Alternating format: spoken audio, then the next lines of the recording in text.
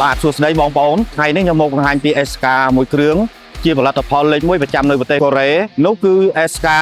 Divalon model DX 200 ដក 3B នេះជាប៉ែ SK ទំហំ1ម៉ែត្រគីបជាប្រភេទប៉ែ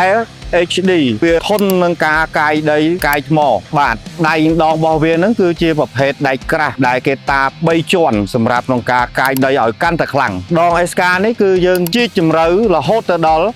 6.7 ម៉ែត្រកាប៊ីនធំទូលាយមានផាសុកភាពហើយក្នុងកាប៊ីនហ្នឹងមានតាបឡូធំដៃបញ្ជាទន់ងាយស្រួលប្រើនឹងការបញ្ជា SK នេះគឺបំពាក់កាមេរ៉ាមើលក្រោយដើម្បីឲ្យតកង់ងាយស្រួលក្នុងការប្រើប្រាស់បញ្ជាជៀសវាងបញ្ហាផ្សេងៗធ្វើឲ្យប៉ះពាល់ដល់គ្រឿងចក្រនេះជាម៉ាស៊ីនប្រភេទម៉ាស៊ីនប៉ែគីន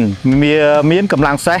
118សេះហើយជាប្រភេទម៉ាស៊ីនស៊ីប្រេងតិចជាងគេបំផុតក្នុងម៉ាស៊ីនហ្នឹងគឺវាមានភាពទូលាយមានប៉ង់ការពារសម្រាប់ការពារកម្ដៅហើយមានព្រិលដល់ខ្យល់ចេញចូលហ្នឹងគឺធ្វើឲ្យម៉ាស៊ីនហ្នឹងវាមិនងាយឡើងកម្ដៅហើយតាក់ទងនឹងម៉ាស៊ីននេះដែរគឺបានបំពាក់ដោយបច្ចេកវិទ្យាទំនើបថ្មីចុងក្រោយគឺប្រព័ន្ធម៉ាស៊ីនមានប្រភេទតម្រងញែកទឹកដើម្បីការពារម៉ាស៊ីនកុំឲ្យមានបញ្ហានៅពេលដែលយើងប្រើប្រាស់នេះគឺជាបូម Divalon ដែលជាប្រភេទបូមស៊េរីចុងក្រោយដែលធ្វើឲ្យកម្លាំងខ្លាំងរហ័សធ្វើឲ្យម៉ាស៊ីនហ្នឹងទីប្រេងកាន់តែតិចជាងមុនអ្វីដែលសំខាន់គឺជើងក្រោមរបស់ SK ជើងក្រោមហ្នឹងគឺមានបតាំង8ទឹកហើយរលោ7គ្រាប់វាជួយទប់លំនឹងនៅពេលដែល SK កំពុងតែដំណើរការគឺ SK ហ្នឹងមិនឃ្លីងឃ្លោងចំពោះបងប្អូនដែលមានតម្រូវការ SK ក្រុមហ៊ុនយើងមានលក្ខខណ្ឌបងងាយទី1គឺបងមុនតិច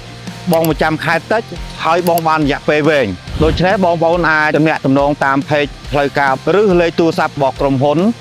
សូមអរគុណ KNN ក្រុមហ៊ុនផ្គត់ផ្គង់គ្រឿងចក្រឈានមុខគេនៅកម្ពុជា